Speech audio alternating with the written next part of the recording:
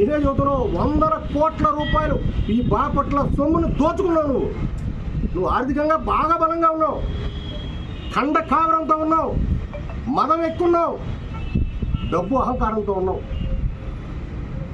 చెబుతున్నావు నువ్వే అంగబలం ఉంది, అర్ధబలం ఉంది, అసలు నన్ను ఎదిరించేవాళ్ళు లేడు, నన్ను అడ్డుకునేవాళ్ళు లేడు. రఘుపతికి వేశారా ఓటు, ఫ్యాన్ గుర్తుకు వేశారా? ఆ జగన్ బొమ్మను పెట్టుకొని నువ్వు గెలిచావు. ఆ జగన్ బొమ్మ లేకపోతే నీ మొహం చూసేవాళ్ళు ఉన్నారా బాపట్లో? నేను చెబుతాను ఇప్పుడు.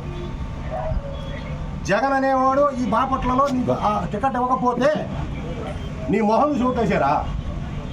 నువ్వు 2009 ఎందుకు గెలవలా? అంత పెద్ద మొగోడు అయితే సరే, నువ్వు పెద్ద మొగోడు అని ఇప్పుడు కూడా అంటున్నావు కదా. నీ మొగతో నిరూపించుకోవడానికి ఇండిపెండెంట్గా గెలు, నీ బలంతో నువ్వు గెలుస్తున్నావు కదా. 2019లో నీకంటే నందిగో సురేష్ కోట్లు ఎక్కువ వచ్చింది. అప్పుడు నువ్వు మొగోడా, నందిగో సురేష్ మొగోడా? 2019లో నందిగో సురేష్ ఎక్కువ వచ్చినాయా వైఎస్ఆర్ కాంగ్రెస్ పార్టీ ఎంపీగా?